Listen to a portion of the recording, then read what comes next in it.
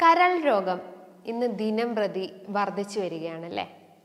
നമ്മൾ വേറെ എന്തെങ്കിലും ആവശ്യത്തിന് വേണ്ടിയിട്ട് ചിലപ്പോൾ എന്തെങ്കിലും യൂറിനറി ട്രബിൾസോ അല്ലെങ്കിൽ ജസ്റ്റ് ഒരു വയറുവേദനയൊക്കെ വരുമ്പോഴാണ് നമ്മളൊരു വയറിൻ്റെ സ്കാനിങ് എടുക്കുക.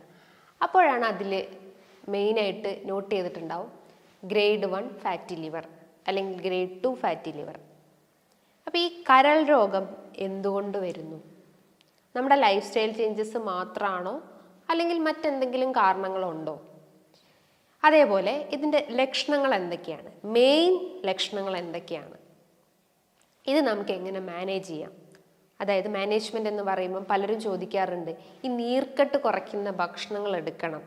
എന്താണ് ഈ നീർക്കെട്ട് കുറയ്ക്കുന്ന ഭക്ഷണങ്ങൾ? ഈ സംശയങ്ങൾ എല്ലാവർക്കും തന്നെ ഉണ്ടാവും. ഇന്നത്തെ വീഡിയോയിലൂടെ നമുക്കതൊന്ന് ഡിസ്കസ് ചെയ്യാം. ഹായ്, ഞാൻ doctor Juhi Das, QNB health കെയറിലെ ഹോമിയോപ്പതിക് ഫിസിഷ്യനാണ്. നമ്മുടെ ശരീരത്തിലെ ഏറ്റവും അധികം പണിയെടുക്കുന്ന ഒരാളാണ് കരൾ. എന്നാൽ അതിന് ഏറ്റവും കൂടുതൽ റീജനറേഷൻ കപ്പാസിറ്റി ഉണ്ട്. ഒരു പീസ് അതിൽ നിന്ന് പോയി കഴിഞ്ഞാലും ദെൻ അഗെയിൻ അത് ഡെവലപ്പ് ചെയ്യാനുള്ള ഒരു കപ്പാസിറ്റി അതിനുണ്ട്. പല രീതിയിലുള്ള ധർമ്മങ്ങൾ അത് ചെയ്യുന്നുണ്ട്. നമ്മുടെ ശരീരത്തിലെ കാർബോഹൈഡ്രേറ്റ്സ് അന്നജത്തിനെ മെറ്റബോളൈസ് ചെയ്യുന്നു, പ്രോട്ടീൻ മെറ്റബോളിസത്തിന് സഹായിക്കുന്നു, ഫാറ്റ് മെറ്റബോളിസത്തിന് സഹായിക്കുന്നു. മെറ്റബോളിസം എന്ന് പറയുമ്പം അതിനെ വിഭജിക്കുക, അതായത് ഓരോ പാർട്സ് ആക്കിയിട്ട് വിഭജിക്കാൻ സഹായിക്കുന്നു. വിറ്റമിൻസിനെ അബ്സോർബ് ചെയ്യാൻ സഹായിക്കുന്നു. നമുക്കറിയാം വിറ്റമിൻസ് തന്നെ 2 ടൈപ്പാണ് നമ്മുടെ ശരീരത്തിൽ കാണപ്പെടുന്നത്. വാട്ടർ സോല്യബിൾ വിറ്റമിൻസും ഉണ്ട്, ഫാറ്റ് സോല്യബിൾ വിറ്റമിൻസും ഉണ്ട്. വാട്ടർ സോല്യബിൾസിൽ വരുന്നതാണ് വിറ്റമിൻ ബിയും വിറ്റമിൻ സിയും. ഫാറ്റ് സോല്യബിൾ വിറ്റമിൻസിൽ വരുന്നതാണ് vitamin A, D, E, K. ഇത്തരം വിറ്റമിൻസിനെല്ലാം അതിനെ അബ്സോർബ് ചെയ്യാൻ നമ്മുടെ ഡയറ്റിൽ നിന്ന് അല്ലെങ്കിൽ നമ്മൾ കഴിക്കുന്ന ഭക്ഷണത്തിൽ നിന്ന് അതിനെ അബ്സോർബ് ചെയ്യാൻ സഹായിക്കുന്ന ഒരു മെയിൻ ഓർഗനാണ് ലിവർ എന്ന് പറയുന്നത്. അപ്പോൾ ഈ ലിവർ തകരാറിലാവുക എന്ന് പറയുമ്പം നമുക്ക് ഒരുപാട് ലക്ഷണങ്ങൾ നമ്മുടെ ശരീരം കാണിച്ചു തരും. ഇനീഷ്യലി ഒന്നും കാണിക്കില്ല. ഒരു സ്റ്റേജ് കഴിഞ്ഞാൽ ഒരു ഗ്രേഡ് 2, 3 ഒക്കെ എത്തിക്കഴിഞ്ഞാലാണ് അതിൻ്റെ സിംറ്റംസ് കുറച്ചുകൂടി ഒന്ന് പ്രോമിനൻ്റ് ആവുക. അപ്പോഴാണ് നമ്മൾ പോയിട്ട് അൺനെസസറി ആയിട്ടോ അല്ലെങ്കിൽ ചിലപ്പോൾ ഒരു ഡോക്ടർ പറഞ്ഞിട്ടൊക്കെ ആയിരിക്കാം നമ്മളൊന്ന് സ്കാൻ ചെയ്യുന്നത്. അപ്പോൾ നമുക്ക് മനസ്സിലാക്കാം നമ്മുടെ ലിവർ എത്രത്തോളം അഫക്റ്റഡ് ആണെന്ന്. നിങ്ങളൊരു കരൾ രോഗിയാണെന്ന് നിങ്ങളുടെ ശരീരം തന്നെ കാണിച്ചു തരുന്ന മെയിൻ ലക്ഷണങ്ങളൊന്ന് നോക്കാം. പ്രധാനമായിട്ടും ദഹന സംബന്ധമായിട്ടുള്ള ബുദ്ധിമുട്ടുകൾ ഉണ്ടാവുന്നു. ഒരു ഫുഡ് കഴിക്കുമ്പം തന്നെ ഓക്കാനിക്കാൻ വരിക, ഛർദ്ദിക്കാൻ വരിക. ഫുഡ് അവിടെ എത്തുമ്പം തന്നെ വയറിനൊരു വീങ്ങൽ അല്ലെങ്കിൽ ഒരു വയറ് വീർത്ത് വരിക, ഒരു ബലൂണൊക്കെ നിറച്ച് വെച്ചൊരു ഫീലിംഗ് ഉണ്ടാവുന്നു, വയറിങ്ങനെ വീർത്തിരിക്കുന്ന ഒരവസ്ഥ ഉണ്ടാകുന്നു. പിന്നെ ഒട്ടും ഫുഡ് കഴിക്കാൻ പറ്റാത്തൊരവസ്ഥ വരുന്നു. അതേപോലെ മലബന്ധം ഉണ്ടാവുന്നു. ഫൈബർ കണ്ടന്റ് ശരീരത്തിൽ കുറഞ്ഞു കഴിഞ്ഞാൽ മലബന്ധം ഉണ്ടാവും എന്ന് പറഞ്ഞു. അതോടൊപ്പം തന്നെ ഈ ഒരു ലിവർ പ്രശ്നങ്ങൾ ഉണ്ടെങ്കിൽ, നിങ്ങളുടെ കരൾ ഡാമേജ്ഡ് ആയിട്ടുണ്ടെങ്കിലും ദഹനം കറക്റ്റ് ആവില്ല. അതിൻ്റെ ഭാഗമായിട്ടും നിങ്ങൾക്ക് ഹാർഡ് സ്റ്റൂൾസ് അല്ലെങ്കിൽ മലം കട്ടിയായി പോകുന്ന ഒരവസ്ഥ ഉണ്ടാവുന്നു. ഇനിയിപ്പം വേദനകൾ ചിലരെ പറയാറുണ്ട്. വേദന വളരെ റെയറാണ്. ഒരു റൈറ്റ് സൈഡിലൊക്കെ ആയിട്ട് ഒരു നേരിയൊരു വേദന, വരിയലിൻ്റെ താഴെയൊക്കെ ആയിട്ടൊരു വേദന ഫീൽ ചെയ്യുന്നു. അവരൊരു ബോഡി സ്ട്രക്ചർ നോക്കുകയാണെങ്കിൽ കൈ കാലുകളൊക്കെ നല്ല മെലിഞ്ഞിരിക്കും. പക്ഷേ വയറ് നോക്കുകയാണെങ്കിൽ ഒരു ചാടിയ വയറ് അല്ലെങ്കിൽ കുട വയറ് പോലെയായിരിക്കും. അപ്പം നമ്മൾ എന്ത് ചെയ്യണം? ആദ്യം തന്നെ പോയിട്ട് സ്കാൻ ചെയ്യണം. സ്കാൻ ചെയ്ത് കഴിഞ്ഞാൽ സിറോസിസ് ആണോ എന്ന് മനസ്സിലാക്കാൻ പറ്റും. സിറോസിസ് എന്ന് പറയുമ്പോൾ എന്താണ്? നമ്മുടെ ലിവറിൻ്റെ ഫങ്ഷൻ കംപ്ലീറ്റ് ആയിട്ട് ഡാമേജ് ആയിട്ടുണ്ട്. അതിൻ്റെ കോശങ്ങളെല്ലാം നശിച്ചു തുടങ്ങിയിരിക്കുന്നു, ചുരുങ്ങിപ്പോകുന്ന ഒരവസ്ഥ വരുന്നു. അതിന് റിവേർട്ട് ചെയ്യാൻ അല്ലെങ്കിൽ റിവേഴ്സ് ചെയ്യാനുള്ള കപ്പാസിറ്റി തന്നെ റെഡ്യൂസ് ആയിട്ടുണ്ട്. അപ്പം നമുക്ക് വയറിങ്ങനെ വീർത്ത് വരുന്ന ഒരവസ്ഥ വരുന്നു, അല്ലെങ്കിൽ ഒരു ബ്ലോട്ടഡ് അബ്ഡമൻ എന്ന് പറയുന്നു. ഇതോടൊപ്പം തന്നെ നമ്മുടെ ശരീരത്തിൽ നോക്കുകയാണെങ്കിൽ ഒരു ഡിസ്കളറേഷൻ കാണുന്നു. അതായത് ചെറിയ രീതിയിലുള്ള കളർ ചേഞ്ചസ് വരുന്നു. ഇപ്പോൾ നഖങ്ങൾ, അതേപോലെ കണ്ണിൻ്റെ അകത്ത്, അതേപോലെ ലിപ്സ്, പല ഏരിയാസിലൊക്കെ ആയിട്ട് ഒരു യെല്ലോയിഷ് കളർ കാണുന്നു, ഒരു മഞ്ഞ കളറിലായിട്ട്.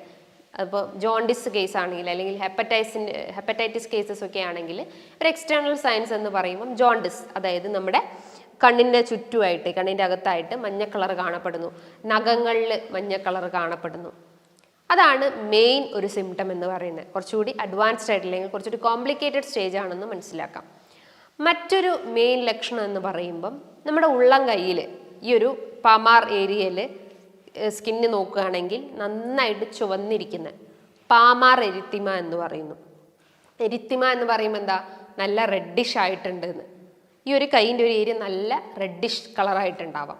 അതേപോലെ ചില ആളുകൾ പറയും ഈ ചിലന്തി വല പോലെ തന്നെ ഇങ്ങനെ സിരകളെല്ലാം കൂട്ടുകൂടി കിടക്കുന്നു, ഇങ്ങനെ ഒരു 8 കാലിൻ്റെ ആകൃതിയിൽ സിരകൾ ഇങ്ങനെ കെട്ടിപിടഞ്ഞ് കിടക്കുന്നു.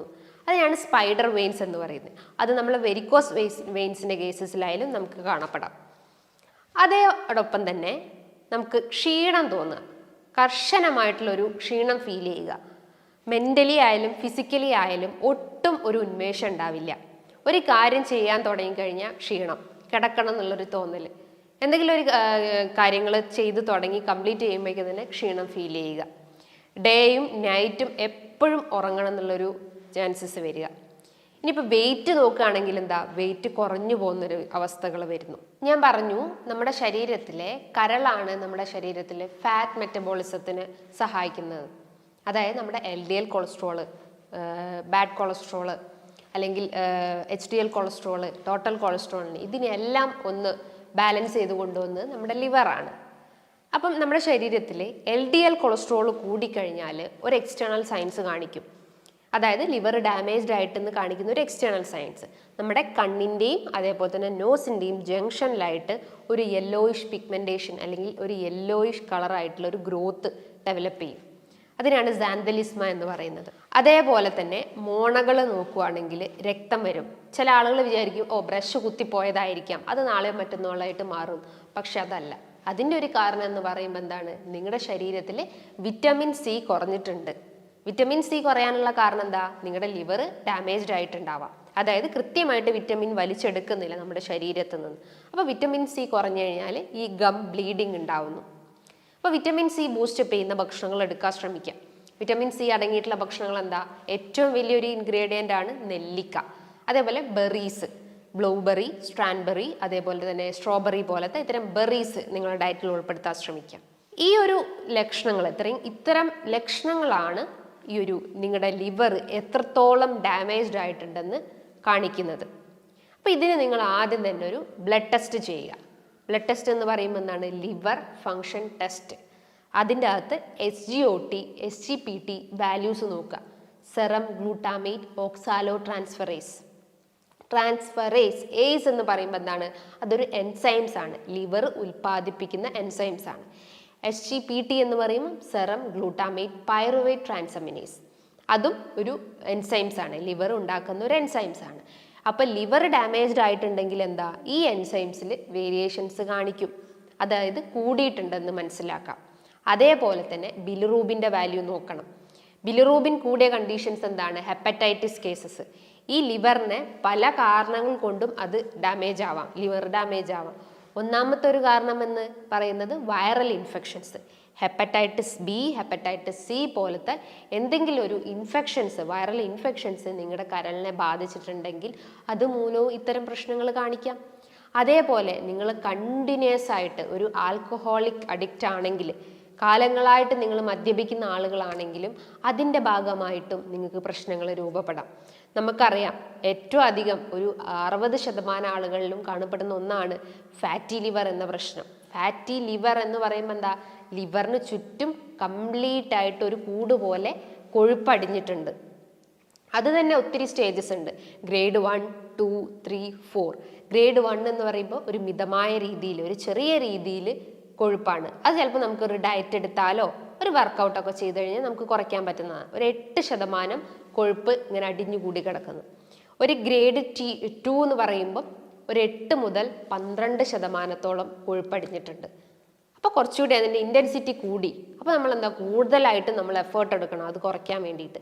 ഗ്രേഡ് 3 എന്ന് പറയുമ്പോൾ എന്താ, ഒരു 12 മുതൽ 15% കൊഴുപ്പടിഞ്ഞിട്ടുണ്ട്. അതായത് ഒരു 15% അതിൽ കൊഴുപ്പ് ഡിപ്പോസിറ്റ് ആയിട്ടുണ്ട് കരളിന് ചുറ്റുമായിട്ട്. ഒരു ഗ്രേഡ് 4 ഒക്കെ എത്തുമ്പോൾ എന്താണ്, അതൊരു സ്റ്റേജ് കഴിഞ്ഞു, ലിവറിൻ്റെ ആ ഒരു ഫങ്ഷൻ തന്നെ കംപ്ലീറ്റ് ആയിട്ട് റെഡ്യൂസ് ആയിട്ടുണ്ട്, റീജനറേഷൻ സ്റ്റേജ് നഷ്ടപ്പെട്ട് കഴിഞ്ഞു. അങ്ങനെ പല ഗ്രേഡ് ആക്കിയിട്ടും ഈ ഒരു ഫാറ്റി ലിവർ തരംതിരിച്ചിട്ടുണ്ട്. ഇതൊക്കെ ഓൾമോസ്റ്റ് എല്ലാവർക്കും തന്നെ അറിയുന്നതാണ്. പക്ഷെ നമ്മൾ ശ്രദ്ധിക്കാതെ പോയ കാര്യങ്ങൾ എന്ന് പറയുമ്പം ഇത്തരം ഞാൻ നേരത്തെ പറഞ്ഞിട്ടുള്ള ലക്ഷണങ്ങൾ, സാന്തലിസ്മ അല്ലെങ്കിൽ പാമാർ എരിത്തിമ, സ്പൈഡർ വെയിൻസ്, അതേപോലെ വെയിറ്റ് ലോസ്, ഹാലിറ്റോസിസ്, അതായത് നമ്മുടെ ദഹനം കറക്റ്റ് അല്ലെങ്കിൽ വായനാറ്റത്തിൻ്റെ പ്രശ്നങ്ങൾ കാണപ്പെടാം. അപ്പോൾ ഇത്തരം സിംറ്റംസ് ആണ് ആരും ശ്രദ്ധിക്കാതെ പോകുന്നത്. നോർമലി നമുക്ക് ദഹനത്തിൻ്റെ പ്രശ്നം വരുമ്പോൾ നമ്മൾ എന്ത് ചെയ്യും? എന്തെങ്കിലും ഒരു ആൻറ്റാസിഡ് ഗുളികകളോ അല്ലെങ്കിൽ എന്തെങ്കിലും പെയിൻ കില്ലേഴ്സ് കഴിച്ചിട്ട് അതങ്ങ് ശമിപ്പിക്കും. ദെൻ എഗെയിൻ ആ ഒരു സിംറ്റം റീഅപ്പിയർ ചെയ്യുമ്പോഴാണ് നമ്മൾ പിന്നെയും കോൺഷ്യസ് ആവുന്നത്. അപ്പോൾ നമ്മൾ പോയിട്ട് സ്കാൻ ചെയ്യും. ദെൻ എഗെയിൻ നമുക്ക് മനസ്സിലാവും അതിൽ ഫാറ്റി ലിവർ ആണ് എന്നതാണെന്ന് നമുക്ക് മനസ്സിലാക്കാൻ പറ്റും. അപ്പം നമ്മൾ ആദ്യം തന്നെ ചെയ്യേണ്ട ഒരു ടെസ്റ്റ് ഞാൻ പറഞ്ഞിട്ടുള്ളത് ഒരു ബ്ലഡ് ടെസ്റ്റാണ്, ലിവർ ഫങ്ഷൻ ടെസ്റ്റ് ചെയ്യുക. ഇനി ഇതൊന്നും നിങ്ങൾക്ക് മനസ്സിലായിട്ടില്ല, ഞാൻ നേരത്തെ പറഞ്ഞ പോലെ തന്നെ ഒരു സ്കാനിങ് എടുക്കാം. ഇനി നിങ്ങൾക്ക് കുറച്ചുകൂടി എന്തെങ്കിലും ക്ലാരിഫൈ ചെയ്യണമെങ്കിൽ നിങ്ങൾക്കൊന്ന് യൂറിൻ ടെസ്റ്റ് ചെയ്ത് നോക്കാം. അപ്പോൾ എന്തെങ്കിലും കിഡ്നി എഫക്റ്റഡ് ഉണ്ടോ അല്ലെങ്കിൽ എന്തെങ്കിലും മറ്റെന്തെങ്കിലും ഇൻഫെക്ഷൻസ് ആണോ, UTI ഇൻഫെക്ഷൻസ് ഒക്കെ ആണോ എന്ന് അതിലൂടെ മനസ്സിലാക്കാൻ പറ്റുന്നതാണ്. ഇനിയിപ്പം കുറച്ചുകൂടി അഡ്വാൻസ്ഡ് ആയിട്ടുള്ള ഒരു സ്റ്റഡി എന്ന് പറയുമ്പം ഫൈബ്രോസ്കാൻസ്, അതായത് ലിവറിൻ്റെ ആ ഒരു ഫങ്ഷനിങ് കറക്റ്റ് ആണോ, ലിവർ ഫൈബ്രോസിസ് ആയിട്ടുണ്ട് അല്ലെങ്കിൽ ഒരു സ്കാറിങ് എന്ന് പറയുന്നത് അത് ചുരുങ്ങി പോവുക അല്ലെങ്കിൽ എന്തെങ്കിലും എക്സ്ട്രാ ഒരു ഗ്രോത്തോ എന്തെങ്കിലും സംഭവിച്ചിട്ടുണ്ടെങ്കിൽ നമുക്കൊരു ഫൈബ്രോ സ്കാനിങ് എടുക്കാവുന്നതാണ്. കുറച്ചുകൂടി അഡ്വാൻസ്ഡ് ആയിട്ടുള്ള ഒരു ടെക്നോളജിയാണത്. അപ്പോൾ ഈ ടെസ്റ്റുകളൊക്കെ അല്ലെങ്കിൽ ഈ പറഞ്ഞിട്ടുള്ള കാര്യങ്ങൾ നിങ്ങളൊന്ന് ചെയ്തു നോക്കി കഴിഞ്ഞാൽ നമ്മുടെ ലിവർ എത്രത്തോളം ഫങ്ഷനിങ് ആണെന്ന് മനസ്സിലാക്കാൻ പറ്റുന്നതാണ്. ഞാൻ പറഞ്ഞു, ഒരു ഇംപ്രോപ്പർ ലൈഫ് സ്റ്റൈൽ അല്ലെങ്കിൽ ഇംപ്രോപ്പർ ഡയറ്റാണ് ഒരുവിധം എല്ലാ അസുഖങ്ങളിലേക്കും ലീഡ് ചെയ്യുന്നത്. നമ്മൾ നല്ല രീതിയിലുള്ള ഭക്ഷണങ്ങൾ, നല്ല ന്യൂട്രിയൻസ് അടങ്ങിയിട്ടുള്ള ഭക്ഷണങ്ങൾ കഴിക്കുകയാണെങ്കിൽ നമുക്ക് ഇത്തരം പ്രശ്നങ്ങൾ ഉണ്ടാവുന്നില്ല. നമ്മൾ അതിന് പകരമായിട്ട് എന്താ കൂടുതലായിട്ടും ഓയിൽ കണ്ടന്റ് അടങ്ങിയിട്ടുള്ള, ഓയിൽ എന്ന് പറയുമ്പോൾ എന്താ റിഫൈൻഡ് ഓയിൽസ് ആണ് കൂടുതലായിട്ടും എടുക്കുന്നത്. ഇന്ന് ഫാസ്റ്റ് ഫുഡിലെല്ലാം ആഡ് ചെയ്തിട്ടുള്ള ഇത്തരം റിഫൈൻഡ് ഫുഡ് ഐറ്റംസ് ആണ്. അപ്പോൾ റിഫൈൻഡ് ഓയിൽസ് ഉണ്ടെങ്കിൽ അത് പൂർണ്ണമായിട്ട് ഒഴിവാക്കാൻ ശ്രമിക്കുക. വീട്ടിലാണെങ്കിൽ നിങ്ങൾക്ക് കോക്കനട്ട് ഓയിൽ യൂസ് ചെയ്യാം, നിങ്ങൾക്ക് വീട്ടിൽ തന്നെ അത് പ്രിപ്പയർ ചെയ്തിട്ട് നിങ്ങൾക്ക് അത് യൂസ് ചെയ്യാവുന്നതാണ്. അതേപോലെ കൂടുതലായിട്ടും പ്രോസസ്സ് ചെയ്തിട്ടുള്ള ഭക്ഷണങ്ങൾ, ഇപ്പോൾ pizza, burger, bun items, puffs, അങ്ങനത്തെ ഓയിലി കണ്ടന്റ് കൂടുതലായിട്ടുള്ള ഭക്ഷണങ്ങളൊക്കെ കഴിക്കുകയാണെങ്കിലും അതിപ്പോൾ ഡെയിലി 1ഉം 2ഉം വെച്ചൊക്കെ കഴിക്കുന്ന ആളുകളുണ്ടാവുക. അവർക്കൊരു എനർജി ഫീലിംഗ് തരാനും വിശപ്പൊക്കെ ഒന്ന് റെഡ്യൂസ് ആവാൻ വേണ്ടിയിട്ട് അവർ ആ ഒരു ഡെയിലി എടുക്കും. പക്ഷെ അവരറിയുന്നില്ല അവർ ആ ഒരു ലിവർ എത്രത്തോളം ഡാമേജ്ഡ് ആയിട്ടുണ്ടെന്ന്. അപ്പോൾ പ്രോസസ്ഡ് ഫുഡ്, ഫാസ്റ്റ് ഫുഡ്, കൂടുതൽ ട്രാൻസ് ഫാറ്റ്സ് അടങ്ങിയിട്ടുള്ള അല്ലെങ്കിൽ ഒരു അൺഹെൽത്തി ഫാറ്റ്സ് അടങ്ങിയിട്ടുള്ള ഭക്ഷണങ്ങൾ കഴിക്കുക. ഇതോടൊപ്പം തന്നെ നിങ്ങൾ ഒട്ടും വ്യായാമം ചെയ്യുന്നില്ല, അതായത് ആ ഒരു ഫാറ്റിനെ ബേൺ ഔട്ട് ചെയ്യാൻ പറ്റുന്നില്ല, ഫാറ്റ് തന്നെ എഗെയിൻ ഡിപ്പോസിറ്റ് ആവുന്നു. അതോടൊപ്പം തന്നെ കൃത്യമായിട്ടുള്ള ഒരു ഉറക്കവും മെയിൻറ്റെയിൻ ചെയ്യുന്നില്ല. ഒരു 4 മണിക്കൂർ അല്ലെങ്കിൽ 3 മണിക്കൂർ ഫുൾ ടൈം ഫോണിലും യൂസ് ചെയ്തിട്ട് അങ്ങനെ ഉറങ്ങിപ്പോകുന്നു. ഈ ഒരു പാറ്റേൺ ഫോളോ ചെയ്ത് കഴിഞ്ഞാൽ ഒരുവിധ എല്ലാ അസുഖങ്ങളും നമ്മളെ തേടി വരും. ഇതിന് നിങ്ങൾ ഡയറ്റ് ഫോക്കസ് ചെയ്യണം. ഡയറ്റ്സ് എന്ന് പറയുമ്പോൾ എന്താ, മെയിനായിട്ട് നല്ല ന്യൂട്രിയൻസ് അടങ്ങിയിട്ടുള്ള ഭക്ഷണങ്ങൾ എടുക്കാൻ ശ്രമിക്കുക. ഒരു പ്ലേറ്റ് എടുക്കുകയാണെങ്കിൽ അതിൻ്റെ അകത്ത് കാർബ്സ് കുറഞ്ഞ അളവിൽ, പ്രോട്ടീൻസ്, വിറ്റമിൻസ്, അതേപോലെ ഫൈബർ കണ്ടന്റ് എല്ലാം ഒരു തുല്യമായ അളവിൽ എടുക്കാൻ ശ്രമിക്കുക. ചോറിൻ്റെ അളവാണെങ്കിൽ ഒരു തവി ചോറ് എടുക്കാൻ ശ്രമിക്കുക. ചോറാണെങ്കിൽ ഏത് ബ്രൗൺ റൈസ് പ്രിഫർ ചെയ്യാൻ ശ്രമിക്കുക, അതായത് തവിടുള്ള അരികൾ എടുക്കാൻ ശ്രമിക്കുക. വൈറ്റ് റൈസ് കംപ്ലീറ്റ് ആയിട്ട് കട്ട് ചെയ്യാൻ ശ്രമിക്കുക. ഗ്ലൂട്ടൻ അടങ്ങിയിട്ടുള്ള ഭക്ഷണങ്ങൾ, ഗ്ലൂട്ടൻ എന്ന് പറയുമ്പോൾ എന്താ, ഈ ആട്ട, മൈദ, റവ പോലത്തെ ഇത്തരം ഇൻഗ്രീഡിയൻസിൽ കാണപ്പെടുന്ന ഒരു പ്രോട്ടീനാണ്. ആ പ്രോട്ടീൻ ആണ് നമ്മുടെ ശരീരത്തിൽ ആ ഒരു ദഹനത്തിൻ്റെ പ്രശ്നങ്ങൾ ഉണ്ടാക്കുന്നത്. അപ്പോൾ ഗ്ലൂട്ടൻ കംപ്ലീറ്റ് ആയിട്ട് കട്ട് ചെയ്യാൻ ശ്രമിക്കാം. പകരം എന്ത് ചെയ്യണം, ഫ്രൂട്ട്സ് നിങ്ങൾക്ക് കഴിക്കാം. ഫ്രൂട്ട്സ് എന്ന് പറയുമ്പോൾ എന്താ, നീർക്കെട്ടിനെയും അല്ലെങ്കിൽ കൊഴുപ്പിനെയൊക്കെ ബേൺ ഔട്ട് ചെയ്യുന്ന രീതിയിലുള്ള ഫ്രൂട്ട്സ് എടുക്കാൻ ശ്രമിക്കുക. അത് നിങ്ങൾക്ക് സാലഡ്സ് ആക്കിയിട്ട് യൂസ് ചെയ്യാം. ജസ്റ്റ് ഒരു ഒലിവ് ഓയിൽ മിക്സ് ചെയ്തിട്ട് ഒരു സാലഡ്സ് ആക്കിയിട്ട് ഡെയിലി ഒരു ഡിന്നറായിട്ട് കഴിക്കാവുന്നതാണ്. എന്തെങ്കിലും ആപ്പിൾ, അതേപോലെ അനാർ, ഓറഞ്ച്, മൊസംബി, ഗ്രേപ്സ്, അവക്കാഡോൻ്റെ അകത്ത് നല്ല രീതിയിൽ ആൻറ്റി ഓക്സിഡൻസ് ഉണ്ട്. ഇത് നമുക്ക് സ്ത്രീകളെ നോക്കുകയാണെങ്കിൽ അവർ ആ ഒരു യൂട്രൈൻ ഹെൽത്ത് അല്ലെങ്കിൽ ഗർഭാശയത്തിൻ്റെ ആ ഒരു ഹെൽത്ത് മെയിൻറ്റെയിൻ ചെയ്യാൻ പറ്റും. PCOS കേസസ് ഉള്ള ആളുകൾ അല്ലെങ്കിൽ ഫൈബ്രോയിഡിൻ്റെ കേസസ് ഉള്ള ആളുകളൊക്കെ ആണെങ്കിൽ അവർക്ക് അവക്കാഡോ ഡെയിലി ഒരു സ്മാഷ് ചെയ്തിട്ട് ജസ്റ്റ് ഒന്ന് ആ ഒരു ബ്രെഡിൽ ജസ്റ്റ് ഒന്ന് മിക്സ് ചെയ്തിട്ട് നമുക്ക് കഴിക്കാവുന്നതാണ്. ബ്രെഡ് യൂസ് ചെയ്യുകയാണെങ്കിൽ തന്നെ വീറ്റ് ബ്രെഡ് യൂസ് ചെയ്യാൻ ശ്രമിക്കാം. അതോടൊപ്പം തന്നെ നിങ്ങളുടെ ഡയറ്റിൽ വെജിറ്റബിൾസ് നന്നായിട്ട് പ്രിഫർ ചെയ്യാൻ ശ്രമിക്കുക. വെജിറ്റബിൾസ് എന്ന് പറയുമ്പോൾ എന്താ, cruciferous vegetables, broccoli, cauliflower, cabbage പോലത്തെ ആൻറ്റി ഓക്സിഡൻസ് അടങ്ങിയിട്ടുള്ള വെജിറ്റബിൾസ് നിങ്ങൾ യൂസ് ചെയ്യാൻ ശ്രമിക്കുക. ഇതോടൊപ്പം തന്നെ നീർക്കെട്ടിനെ കുറയ്ക്കുന്ന ചെറിയ ചെറിയ ഇൻഗ്രീഡിയൻസ്, ഗാർലിക്, അതുപോലെ പെപ്പർ, മഞ്ഞൾ, ഇതൊക്കെ നല്ലപോലെ ഡയറ്റിൽ ഉൾപ്പെടുത്താൻ ശ്രമിക്കുക. ജസ്റ്റ് ഒരു ഹണി മിക്സ് ചെയ്തിട്ട്, ജസ്റ്റ് ഒരു ഗാർലിക്കിൽ കുറച്ച് ഹണിയൊക്കെ മിക്സ് ചെയ്ത് കഴിഞ്ഞാൽ നമ്മൾ ആ ഒരു നീർക്കെട്ടിനെ കംപ്ലീറ്റ് ആയിട്ട് നമുക്ക് റെഡ്യൂസ് ചെയ്യാൻ പറ്റുന്നതാണ്. ഇതോടൊപ്പം തന്നെ ചെറിയ മത്സ്യങ്ങൾ എടുക്കാം. ചെറിയ മത്സ്യങ്ങൾ എന്ന് പറയുമ്പോൾ നല്ല രീതിയിൽ ഒമേഗ 3 ഫാറ്റി ആസിഡ്സ് ഉണ്ട്, അതേപോലെ തന്നെ ആൻറ്റി ഓക്സിഡൻസ് അടങ്ങിയിട്ടുള്ളതാണ്. അത് നമുക്ക് ഡെയിലി ഭക്ഷണത്തിൽ ഉൾപ്പെടുത്താം. റെഡ് മീറ്റിൻ്റെ അളവ് കംപ്ലീറ്റ് ആയിട്ട് കട്ട് ചെയ്യാൻ ശ്രമിക്കുക. പകരം നിങ്ങൾക്ക് ചിക്കൻ ഐറ്റംസ് എടുക്കാം. ചിക്കൻ എന്ന് പറയുമ്പോൾ ലീൻ പ്രോട്ടീൻസ് അടങ്ങിയിട്ടുള്ള ചിക്കൻസ് എടുക്കാം. ബ്രോയിലർ ചിക്കൻസിന് പകരം ലെഗോൺ ചിക്കൻസ് യൂസ് ചെയ്യാവുന്നതാണ്. ഇതോടൊപ്പം തന്നെ ഒരു ഹൈഡ്രേഷൻ മെയിൻറ്റെയിൻ ചെയ്യാൻ ശ്രമിക്കുക. ബോഡി എപ്പോഴും നമ്മുടെ ആ ഒരു വാട്ടർ ലെവൽ മെയിൻറ്റെയിൻ ചെയ്യാൻ ശ്രമിക്കുക. ഡെയിലി ഒരു 10 to 12 ഗ്ലാസ് വെള്ളം കുടിക്കാൻ ശ്രമിക്കുക. എക്സസൈസ് ഇതോടൊപ്പം മെയിൻറ്റെയിൻ ചെയ്യാൻ ശ്രമിക്കുക. ഒരു നടത്തോ ഒരു ഓട്ടോ അല്ലെങ്കിൽ ഒരു സ്കിപ്പിങ്ങോ ഡെയിലി രാവിലെയും വൈകിട്ടും ആയിട്ട് ചെയ്യാൻ ശ്രമിക്കുക. അതേപോലെ ഉറക്കം എല്ലാത്തിൻ്റെ അടിസ്ഥാനമാണ്. ഒരു 7 മണിക്കൂർ അല്ലെങ്കിൽ ഒരു 8 മണിക്കൂർ നല്ല പോലെ ഒരു ഡീപ്പ് സ്ലീപ്പിലേക്ക് നിങ്ങൾ ആ ഒരു ഇത് ഫോക്കസ് ചെയ്യാൻ ശ്രമിക്കുക. രാത്രി കാലങ്ങളിൽ നിങ്ങൾ യൂസ് ചെയ്യുന്ന മൊബൈൽ ഫോൺസും കമ്പ്യൂട്ടേഴ്സും ലാപ്ടോപ്സും ഒക്കെ ഉണ്ടെങ്കിൽ അത് ആ ഒരു ശീലം കംപ്ലീറ്റ് ആയിട്ട് അവോയ്ഡ് ചെയ്ത് കൊണ്ടുവരാൻ ശ്രമിക്കുക. മൈൻഡ് എപ്പോഴും റിലാക്സ് ചെയ്യാൻ ശ്രമിക്കുക. അതായത് എന്തെങ്കിലും പുസ്തകങ്ങൾ വായിച്ചിട്ടോ പാട്ടുകൾ കേട്ടിട്ടോ എന്തെങ്കിലും ഒരു ഗുഡ് ക്വാളിറ്റി എപ്പോഴും മെയിൻറ്റെയിൻ ചെയ്യാൻ ശ്രമിക്കുക. നമ്മളെ ക്വാളിറ്റി ഓഫ് ലൈഫ് ഇമ്പ്രൂവ് ചെയ്യാൻ ശ്രമിക്കുക. ഭക്ഷണത്തിൻ്റെ ക്വാണ്ടിറ്റി കുറച്ചിട്ട് നമ്മുടെ ക്വാളിറ്റി ഇമ്പ്രൂവ് ചെയ്യാൻ ശ്രമിക്കുക. ന്യൂട്രിയൻസും അതേപോലെ വിറ്റമിൻസും എല്ലാം അടങ്ങിയിട്ടുള്ള ഡയറ്റ് ഫോളോ ചെയ്യാൻ ശ്രമിക്കുക. ഈ കാര്യങ്ങൾ നിങ്ങൾ കൃത്യമായിട്ട് നിങ്ങളുടെ ലൈഫിൽ ഉൾപ്പെടുത്തി കഴിഞ്ഞാൽ നമുക്ക് ഇത്തരം കരൾ രോഗങ്ങൾ കംപ്ലീറ്റ് ആയിട്ട് നമുക്ക് റെഡ്യൂസ് ചെയ്യാൻ പറ്റുന്നതാണ്. ഫാറ്റി ലിവർ ആവട്ടെ, സിറോസിസ് പ്രശ്നങ്ങളൊക്കെ ആവട്ടെ, ഇത് തുടക്കത്തിൽ തന്നെ നമ്മൾ ഇത്തരം കാര്യങ്ങൾ ശ്രദ്ധിച്ചു കഴിഞ്ഞാൽ നമ്മൾ ആ ഹെൽത്ത് നമുക്ക് മെയിൻറ്റെയിൻ ചെയ്യാൻ പറ്റുന്നതാണ്. നല്ലൊരു ഹെൽത്ത് ടോപ്പിക്കുമായി വീണ്ടും കാണാം. Thank you.